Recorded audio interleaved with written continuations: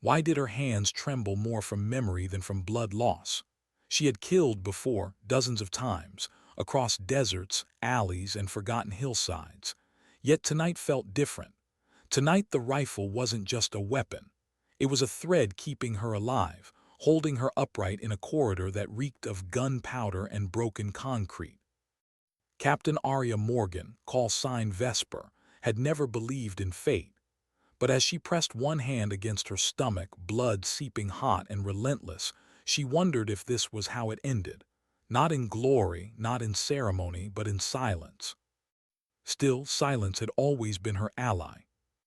The wall behind her pulsed faintly with each impact of her heartbeat, the vibrations of blood thudding inside her like a drum. She gripped her rifle tighter. Her other hand stayed clamped over the wound, slippery and warm. Every instinct told her body to collapse, to surrender to gravity, to let unconsciousness drag her down into something resembling peace. But surrender had been stolen from her years ago, along with the two people she could never forget.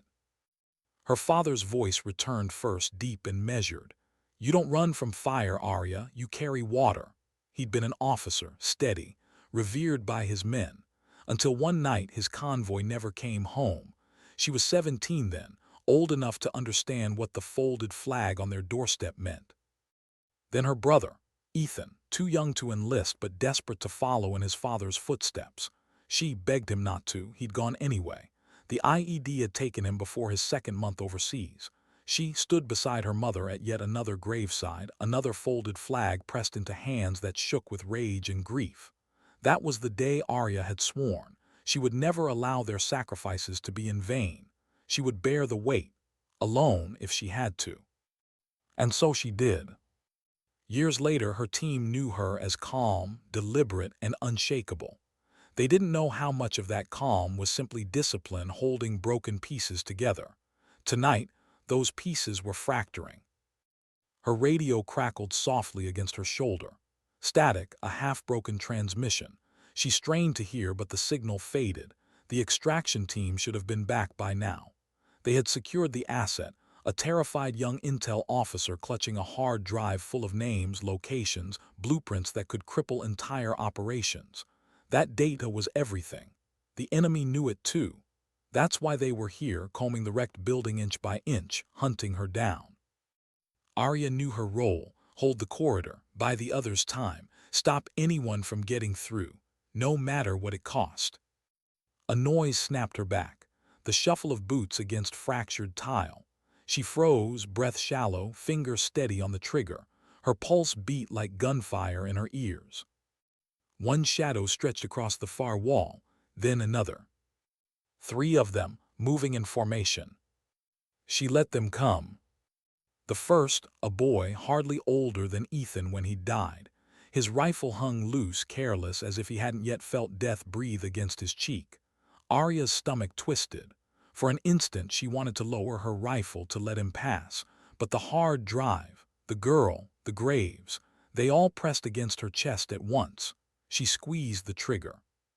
The crack ripped the corridor open. The boy folded, soundless. His body hit the floor like a sack of grain. The other 2 barked orders, dropping low, firing wild. Bullets chewed into plaster. Sparks erupted. Debris fell like ash. Arya hugged the wall, sighted quick, fired again. The recoil jolted her ribs. Pain screamed through her body, but she forced herself still. One man went down, the other cursed, his boots scraping, retreating deeper into shadow. Silence followed. Dust swirled in the light. Arya's breath rasped. She shifted, tightening her grip on her side, feeling how fast her strength was leaking away. She thought of her father again, of how he'd written to her from bases overseas, letters on yellowed paper, ink smudged from sand or sweat, always ending with the same line: "Courage isn't the absence of fear, it's moving anyway." Her lips curved, faint and bitter. He had believed those words, died by them, and now she carried them like a scar. The corridor held stillness, but it wasn't empty. She could sense the last man out there, waiting, listening, hunting her the way wolves circled deer until exhaustion brought the kill. Her body ached to collapse, to let the cold floor take her, just for a breath, just for rest. But she knew what rest would mean. The girl would be dragged back. The hard drive ripped from her hands, every life on that list hunted down in turn. Not while Arya still drew breath. She braced her rifle. The last man's shadow flickered across the corner, quick as lightning. A trap. She didn't take it. Instead, she stilled, waited, let silence wrap her like armor. Then a sound, a cough, human, hesitant, almost afraid. Not the enemy. Her finger hovered over the trigger, heart hammering. Vesper, you copy.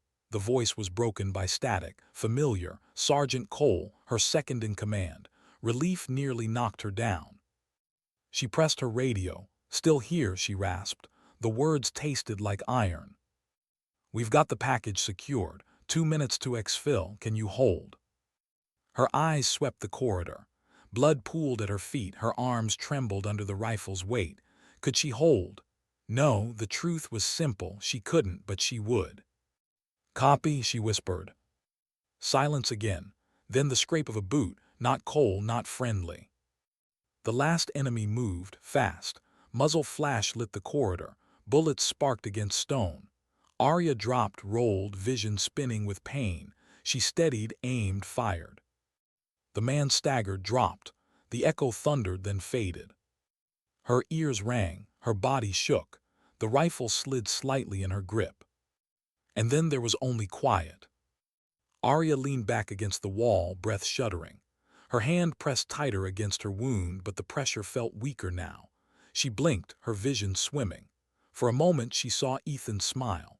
His young, eager face before war had swallowed it. Then she saw her father, pen in hand, writing lines she'd memorized by heart. She closed her eyes, just for a second. Boots thundered closer, different this time, familiar cadence. Cole's voice sharp with urgency. Cap, stay with me. Her eyes opened again, heavy but steady. She managed the ghost of a smile, still holding. Hands grabbed her, lifting, pulling her toward the light of the stairwell. She let them, for now. But deep inside, she knew this wasn't over. Not the fight, not the ghosts, not the war inside her chest. Why did she feel colder in Cole's grip than on the ground itself? His arms dragged her across shattered tiles, his voice sharp and urgent in her ear, but her body floated somewhere between pain and detachment. The wound pressed like fire. The blood loss made the edges of the world blur, softening gunfire into distant echoes. She hated that feeling, the helplessness. She had built her life on control, precision, and strength. But now her body betrayed her. Stay awake, Cap. Don't you dare close your eyes. Cole's voice cracked. For all his roughness, she could hear the fear buried inside it. She wanted to answer, to snap at him with her usual dry edge, but her lips felt heavy. Words dissolved before they could form. She let her head loll against the hollow of his shoulder. Each jolt of movement sent pain stabbing through her side. The stairwell loomed. Shadows and debris cloaked the exit. Somewhere above, muffled by distance, the chop of rotors trembled faintly against the night sky. The bird was waiting. Safety, or at least survival, hovered there. But so did danger. Clear, Cole hissed to the 2 men at point. Negative, movement top floor. Arya's eyes flickered open. Blurred shapes, faint outlines of enemies moving fast. Their shadows stretched down the walls, hunting them like claws. She forced air into her lungs. Put me down. The words rasped, barely audible. Cole ignored her. I said put me down, stronger this time though her voice cracked. Cap, you're bleeding out. Exactly. She gripped his vest, her fingers weak but fierce. You carry the package, I cover. He stared at her, jaw set, eyes flashing. A storm raged inside him, loyalty, fear, anger. You won't last 2 minutes. I don't need 2. Her gaze locked on his, just 1. For a moment the air between them carried 1,000 unsaid truths. She had saved him more times than he could count. He knew it. She knew it. This was no different. Finally he cursed under his breath. Fine, but you hold until we're airborne. Her lips curved faint, Deal. He lowered her against the stairwell wall, rifle still warm in her lap. Her side screamed with agony as her back met concrete, but she swallowed it down. Cole's hands pressed briefly against hers, against the wound, before he pulled away. "Stay with me, Cap." She managed a nod. Then he was gone, sprinting up the stairwell with the others, dragging the terrified intel officer between them. The girl's wide eyes found Arya's for a second, guilt written all over her young face, as if she knew what Arya was about to trade for her survival. And then they vanished into shadow. Arya exhaled slowly. The corridor fell quiet again, but it wasn't empty. She could feel it, the tightening noose of footsteps converging. The enemy wasn't letting them go without a fight. She shifted her rifle into position, ignoring the way her arm shook. Her blood made the grip slick. She wiped it on her sleeve, smearing crimson down her forearm. The first figure appeared at the top of the stairwell. She fired. The recoil knocked her shoulder, pain blazing through her ribs, but the shot found its mark. The man toppled backward with a strangled cry. The others shouted. Gunfire erupted. Sparks lit the stairwell in flashes. Bullets tore chips from the wall above her head, showering dust into her hair. She ducked low, firing in return. Every shot sent agony spiking through her abdomen. She bit her tongue to keep from screaming. She couldn't waste the breath. A pause, silence, then the creak of boots carefully descending. Arya steadied her aim at the dark void above. Her mind sharpened, focusing through the haze of blood loss. She thought of Ethan, of the way he'd laughed before shipping out, too young to know how short his time would be. She thought of her father's letters, folded in the bottom of her drawer, yellowed with years, words that still burned into her. She whispered under her breath, "I'll finish it." Two men appeared this time, side by side, rifles raised. She fired once, then again. One crumpled, the other staggered but kept moving. His shout echoed. She ducked as his bullets shredded the wall beside her. Her vision blurred, sweat mixing with blood on her face. The pain was pulling her under. She forced her focus, blinking hard, refusing to let go. The man drew closer, teeth bared in a snarl. She squeezed the trigger. Clicking. Empty. The hollow sound reverberated louder than gunfire. Her stomach dropped. The soldier lunged forward, raising his weapon. Without hesitation, Arya dropped the rifle and drew her sidearm. Her hand trembled, slick with blood, but her aim was steady enough. She fired. The shot cracked sharp in the stairwell. The man staggered, collapsing against the railing before tumbling down the steps. Her chest heaved. Smoke curled faintly in the air. She blinked hard, struggling to stay conscious. Above, more footsteps thundered. She could hear shouts, the scrape of metal against concrete, reinforcements. She knew she couldn't stop them all. Her radio crackled. "Cap, we're on the roof. 30 seconds to liftoff. Do you copy?" She pressed the button, voice shaking. "Hold them off. Go when you're clear." Static answered, then Cole's growl, "Not without you." She almost laughed, almost, but her lips were too heavy. She pressed her side harder, feeling the warmth seeping through. "That's an order." Boots clanged closer, too close. Her eyes flicked to the stairwell above. The first helmet appeared, then another. She raised her pistol again, her arm trembling. She didn't have much left, just enough for one more fight. For the briefest moment she thought of her mother, alone now, waiting, never really healed. Arya's chest ached with something sharper than the wound. A thought pressed through, if I don't make it back, will she ever forgive me? She shoved it away, not now, not here. Regret was a luxury. Gunfire lit the stairwell once more. She answered with her pistol, each shot ripping through the haze. Men fell. More took their place. Her body shook with exhaustion. Her vision dimmed at the edges, shadows creeping inward. Then the low, thunderous thrum of rotor blades grew louder above. The bird was lifting. She closed her eyes for a heartbeat, just long enough to let relief wash through her. They made it. The girl was safe. the data secured, the mission, despite everything, wasn't lost. But when she opened her eyes again, she knew the fight wasn't done. Not for her, not yet. Because the last man at the stairwell wasn't aiming for her. His rifle tilted upward, toward the roof. Her heart lurched. In that second, clarity sliced through the pain.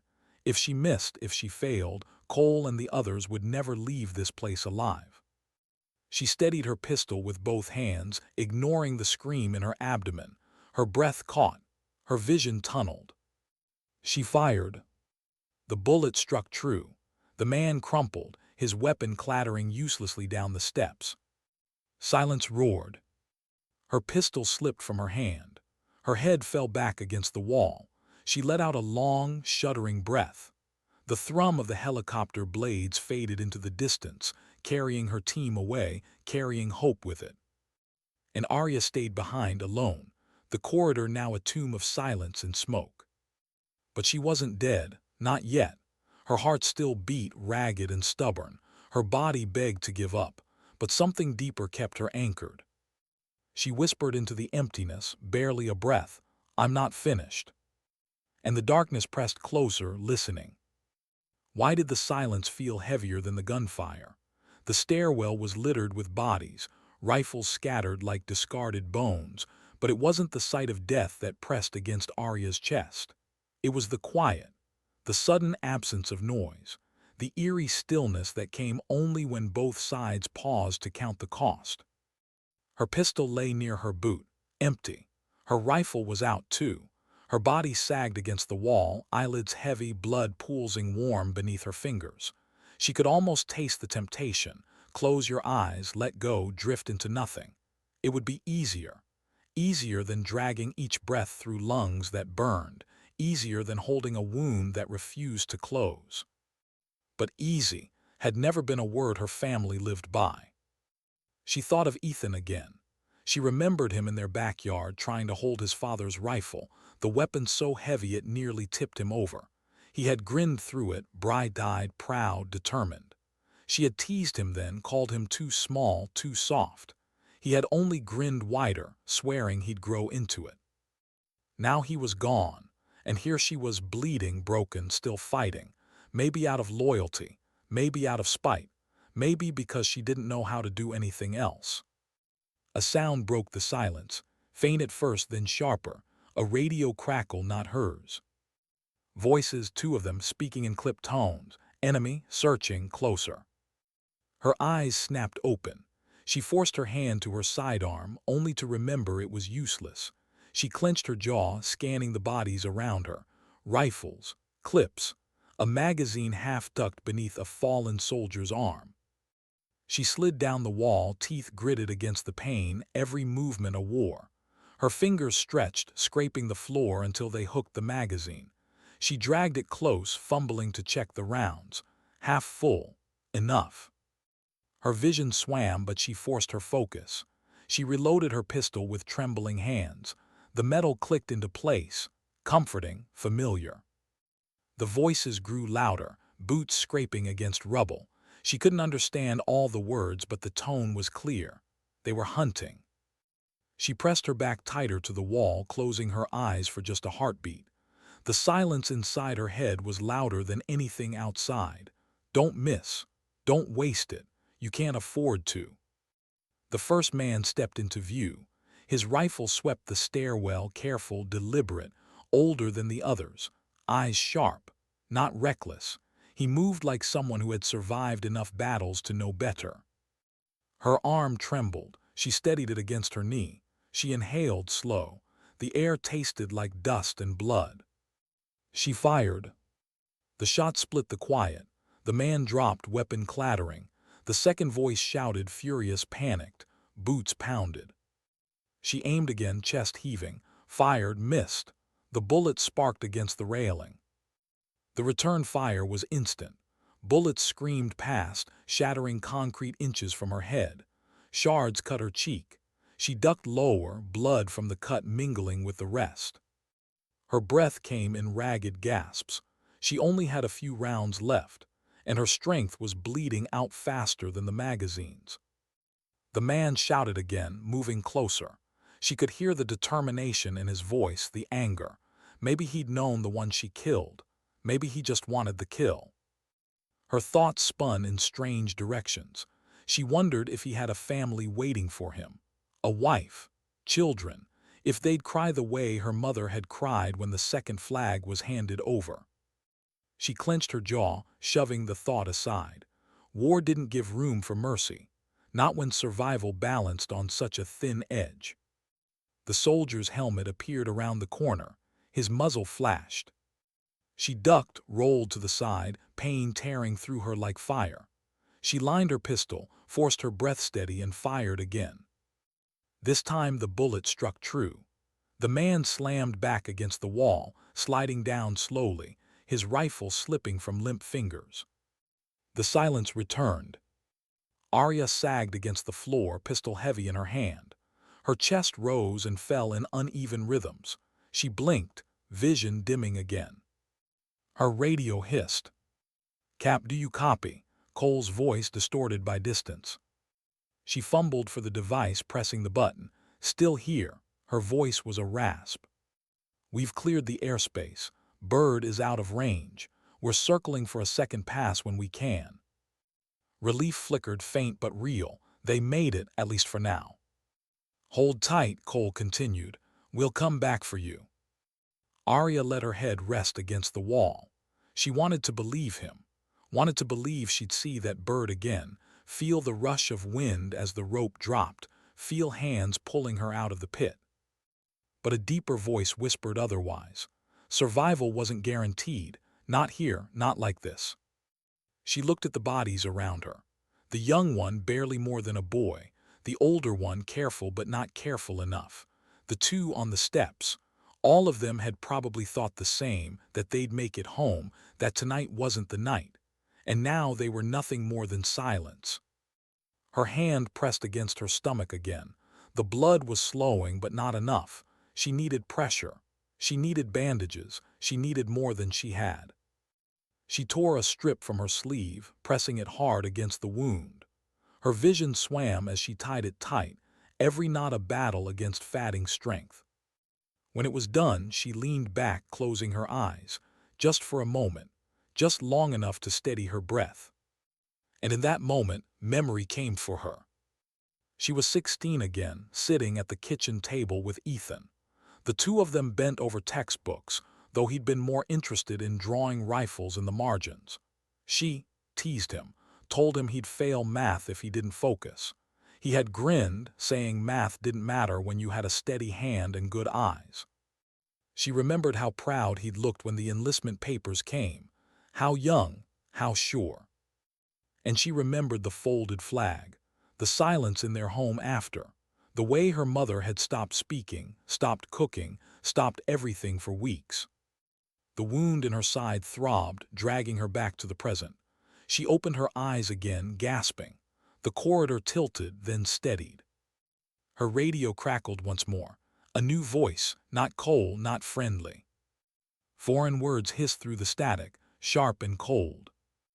Her stomach turned. They had her frequency. They were listening. And they were coming. She tightened her grip on the pistol, though her hands shook violently now. Her breath hitched. Her heart pounded. She whispered to herself, low and fierce, "Not yet." The footsteps began again, heavy, relentless. And Arya readied herself to fight once more, one hand on her wound, the other still refusing to let go of the trigger. The night pressed in like a weight, heavy and suffocating. But what unsettled her most wasn't the darkness. It was the silence. Why had it fallen so suddenly, like the desert itself was holding its breath? Emma crouched low against the jagged ridge of stone, the wound in her side burning every time she exhaled. Her hand pressed into the bandage, but it felt useless.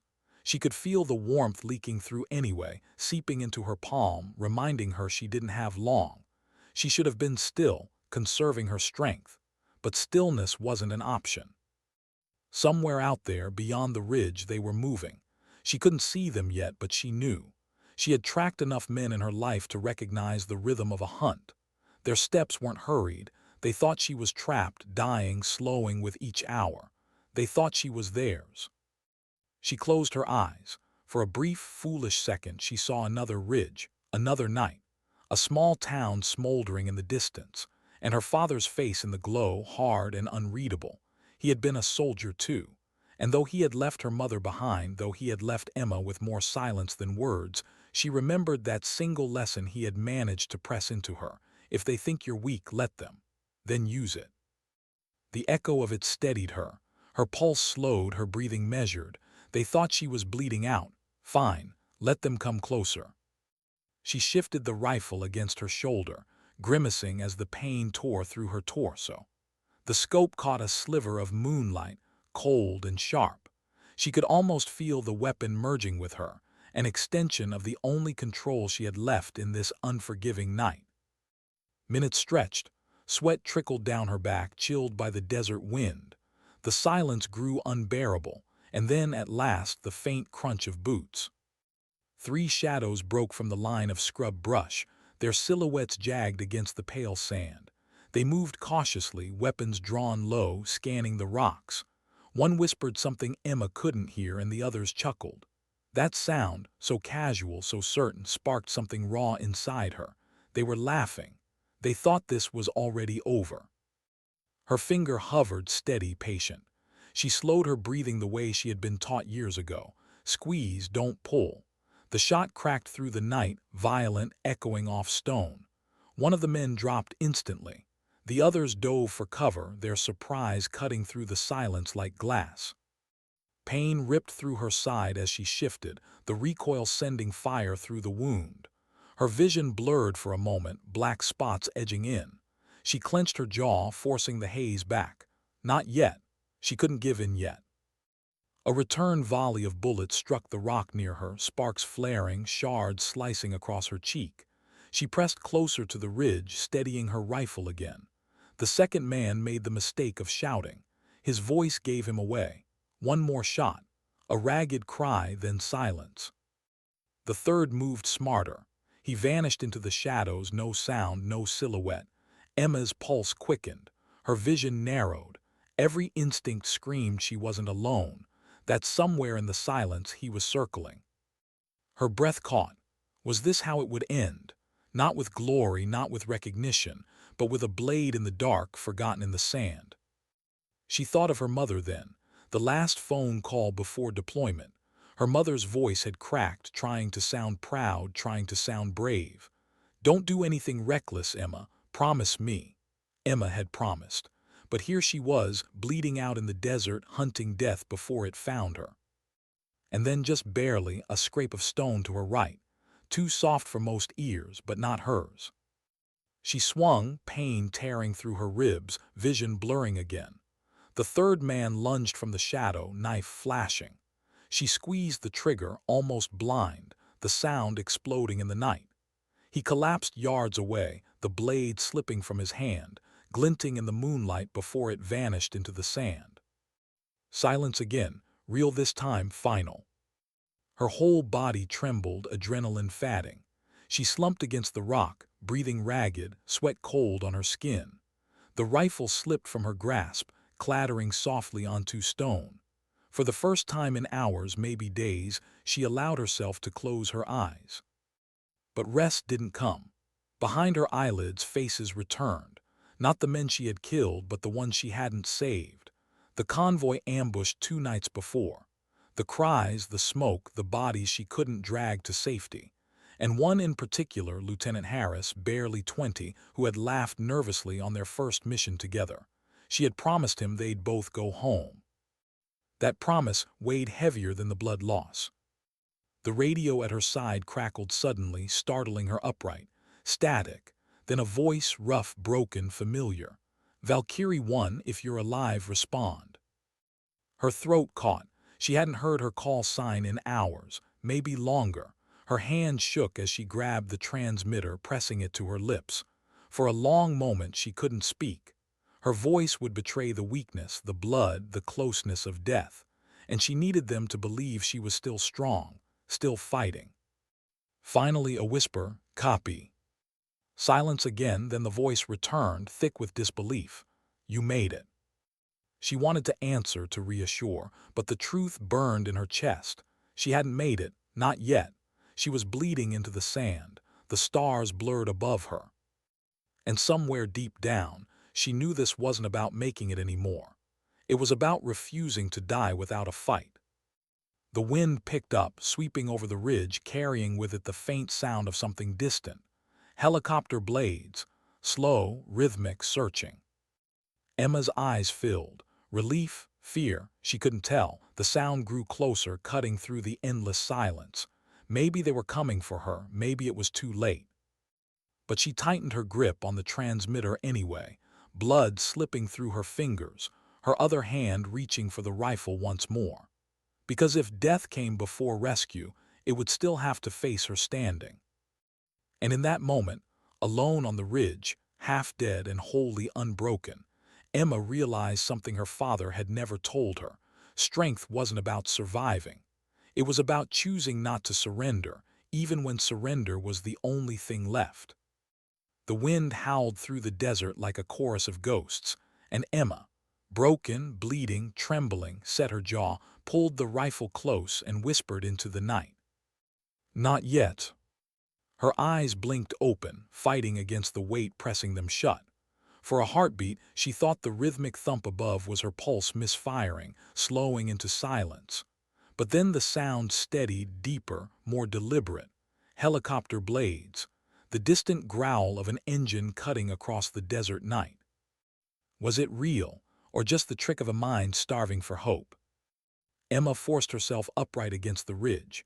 Pain carved through her ribs, sharp as broken glass. Her hand slipped in her own blood, but she caught herself on the rock. She squinted upward, straining to focus through the blur. The stars fractured, the horizon shimmering with heat or maybe hallucination. But then she saw it, a silhouette moving against the moonlight, a dark body crossing the sky. Her lips parted, but no sound came. She clutched the radio, thumb hovering over the transmit button. What if it wasn't theirs? What if her voice, her coordinates, only brought death faster? She hesitated, pulse racing. And then the voice returned. Valkyrie 1, we've got your beacon. Say again, status. Her throat locked. Status. What was she supposed to say? Bleeding out, 3 hostiles down, barely breathing. The words knotted inside her chest, heavy with pride, heavy with shame. Pride because she had survived. Shame because it didn't feel like survival, it felt like failure. Her voice cracked. Wounded, holding position, targets neutralized. A pause, then the faintest exhale on the line, relief. Hold on, we're coming. She let the radio fall against her chest, the static buzzing softly like a lullaby. Her body sagged against the rock, exhaustion threatening to swallow her. She wanted to give in, to just close her eyes and let the noise above carry her away.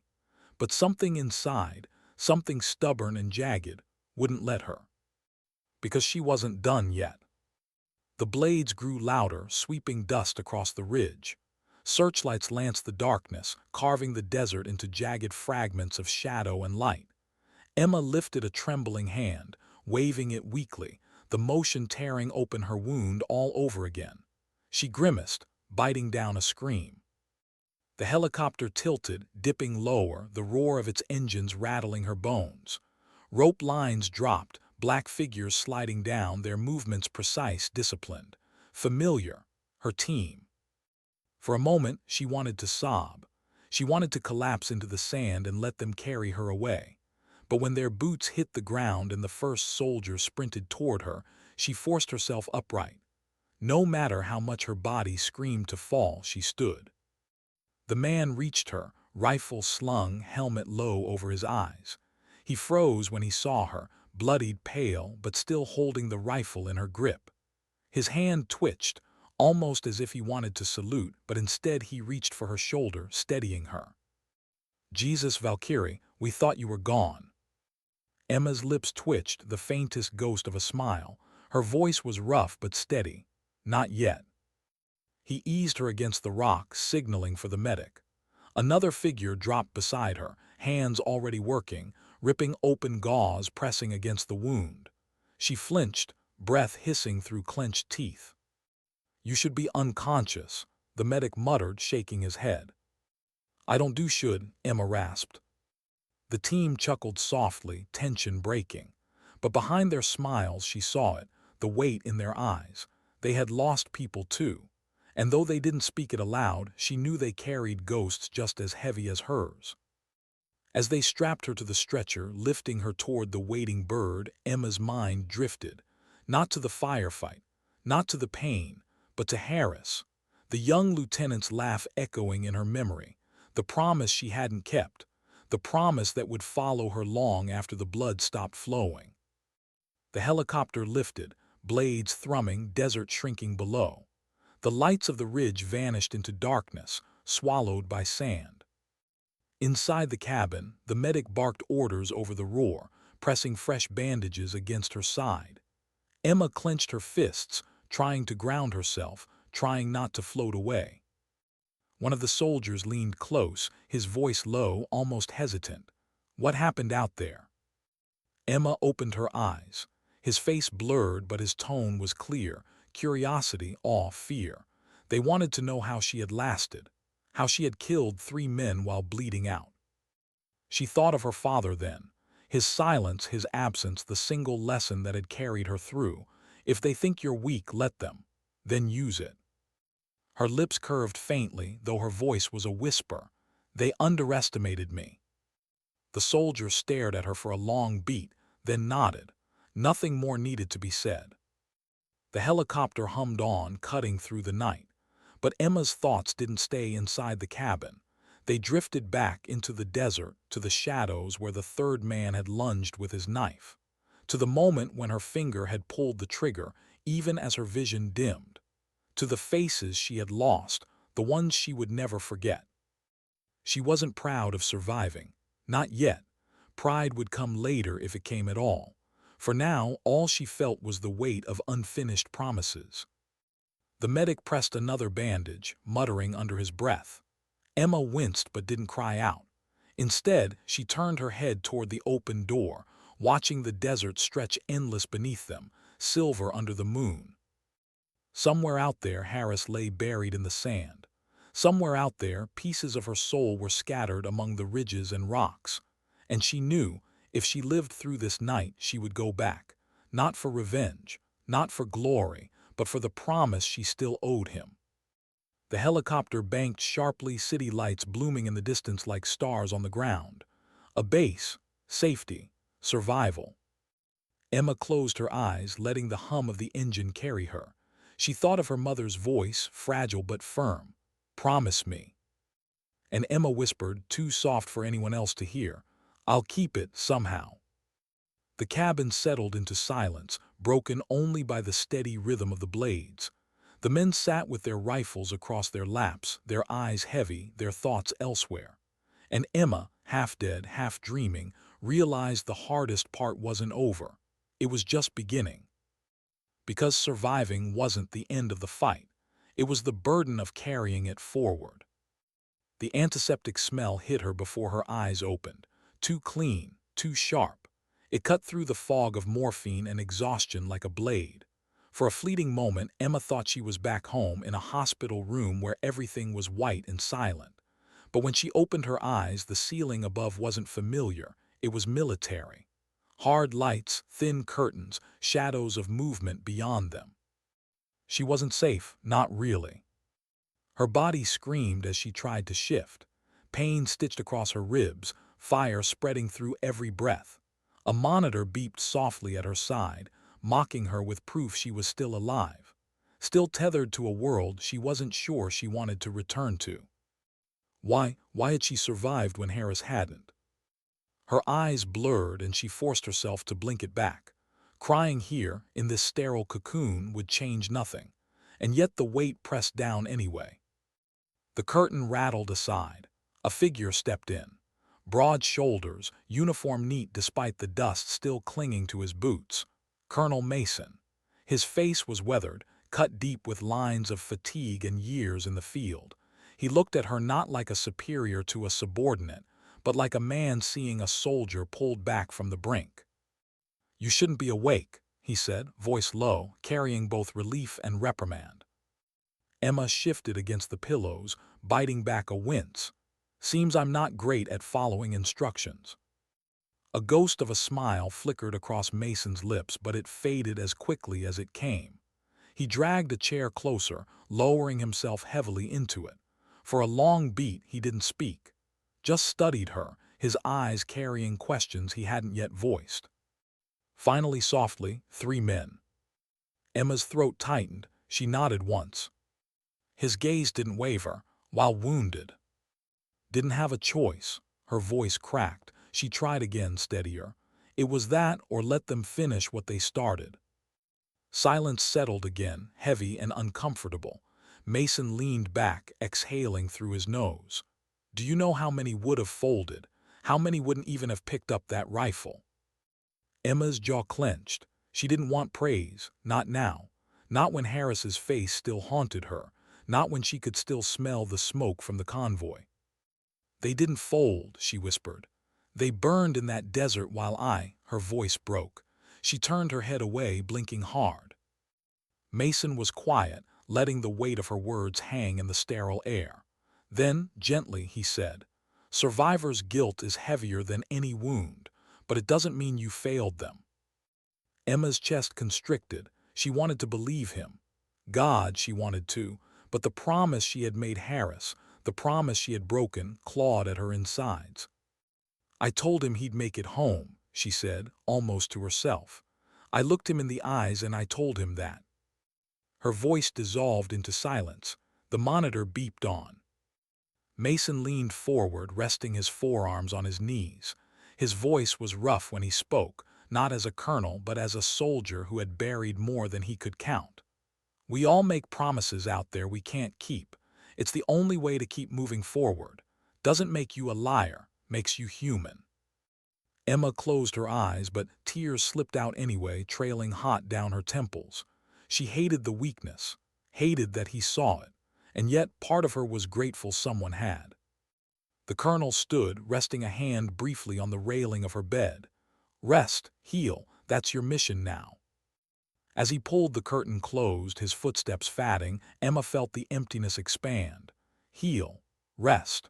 Words that should have felt like comfort instead felt like punishment, because healing meant living, and living meant carrying the ghosts.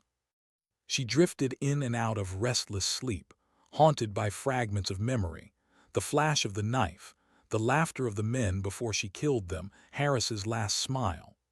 She woke with a start at one point, sweat cold on her skin, only to find another figure sitting quietly by her bed. Sergeant Cole, older than Harris, younger than Mason, a man with tired eyes but a sharpness beneath them.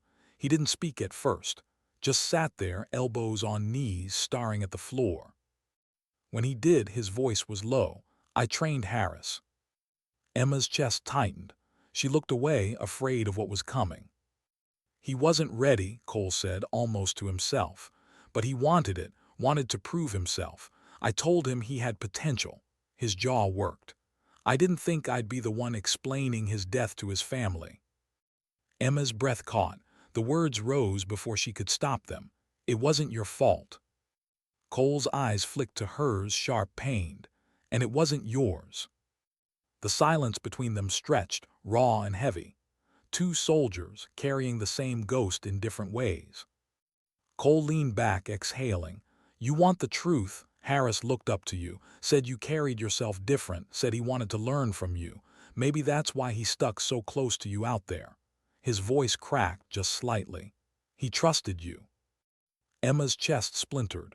She turned her face into the pillow, hiding the tears that came anyway, trusted her, and she had let him down. Cole didn't push further. He just sat there, his presence a strange comfort in the dark. Eventually, his hand brushed against the railing, a quiet gesture of solidarity before he rose and left without a word. Emma lay awake long after, her thoughts spiraling. She wasn't sure what hurt worse, the wound in her side or the one inside her chest. The beeping of the monitor carried on. The fluorescent lights buzzed faintly. Somewhere beyond the curtain, boots thudded against tile, voices murmured. Life continued around her. Soldiers coming, soldiers going. Some would make it, some wouldn't. Emma realized then that the hardest part wasn't the fight in the desert.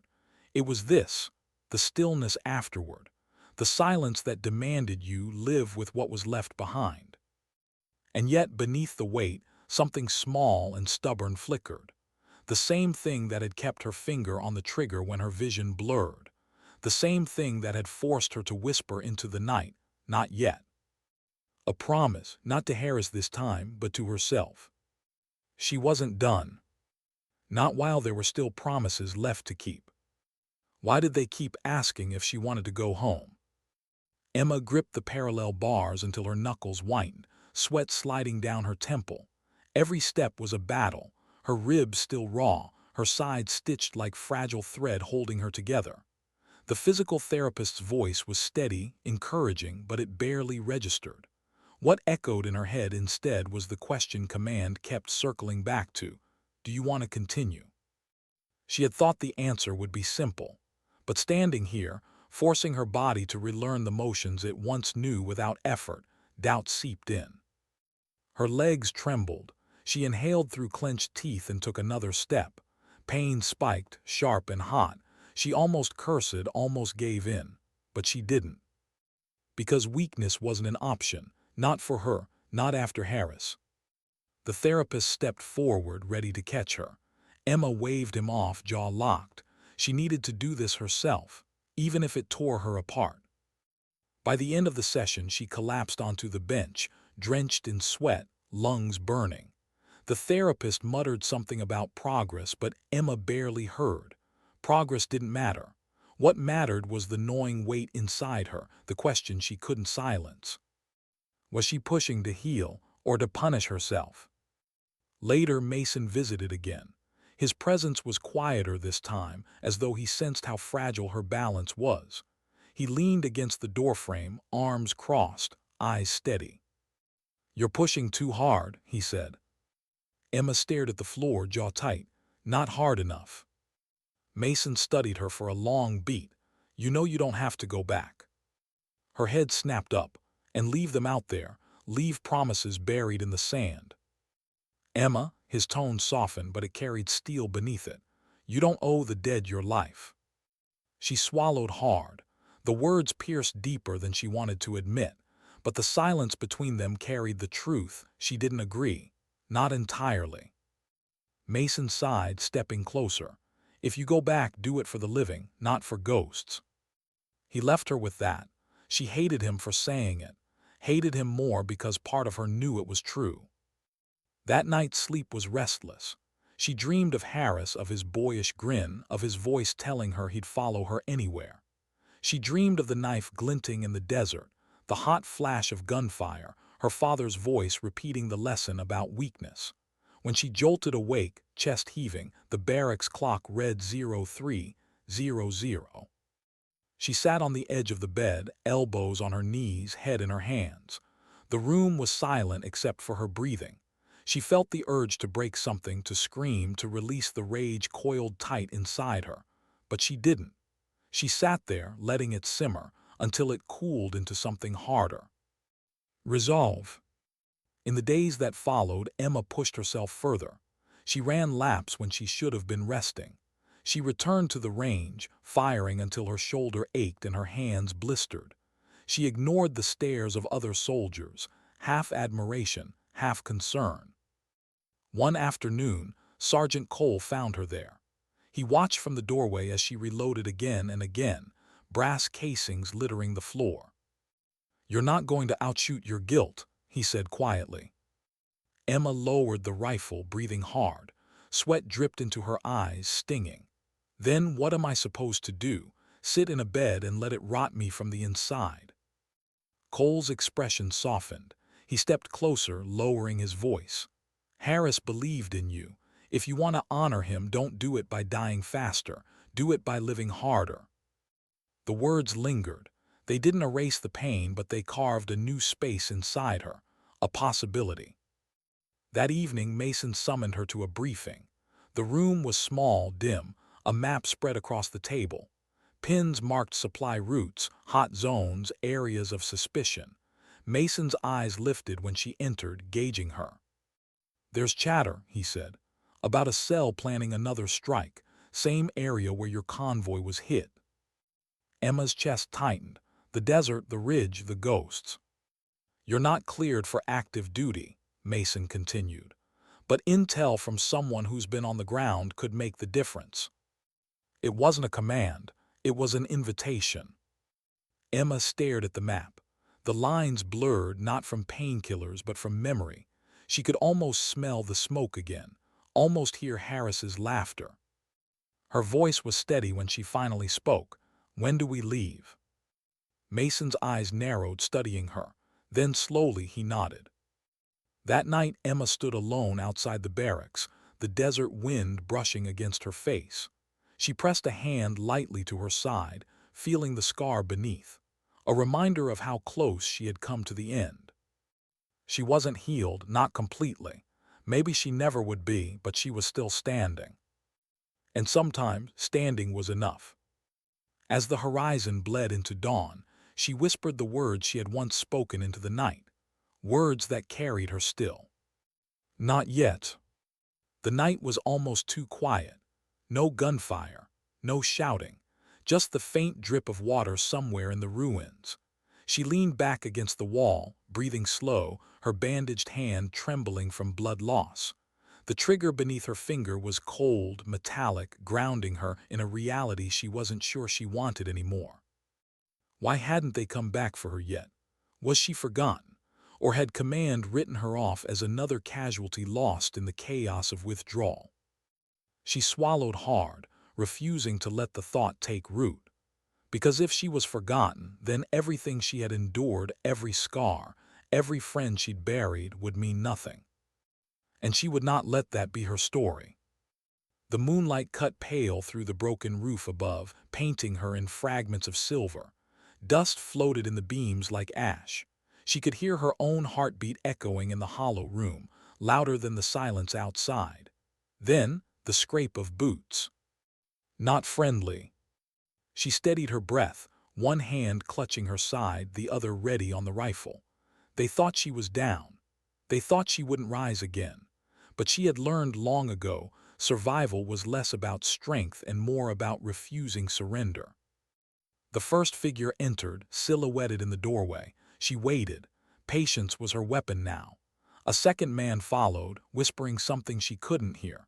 They moved slowly, careful, like hunters closing on prey. Except the prey still had teeth. She pulled the trigger once. The shot cracked like thunder in the dead air. One fell. The second froze, but only for a second. He dove for cover. She dragged her wounded body sideways, biting back a cry, refusing to give him the satisfaction of knowing how much it cost her. Her mind raced. She couldn't hold much longer. She was down to her last rounds and her vision blurred at the edges. But even as her strength slipped, her will anchored deeper. If this was the last stand, then it wouldn't be a quiet disappearance. It would be a mark. Her father's voice returned, as clear as the night before his final deployment. "Dignity isn't in medals, Em. It's in refusing to go quietly." She exhaled, steady. The second man leaned from behind the wall, weapon raised. Too slow. Her bullet reached him before hesitation left his eyes. He collapsed into the dust. Silence returned. Her body shook, the rifle heavy in her arms.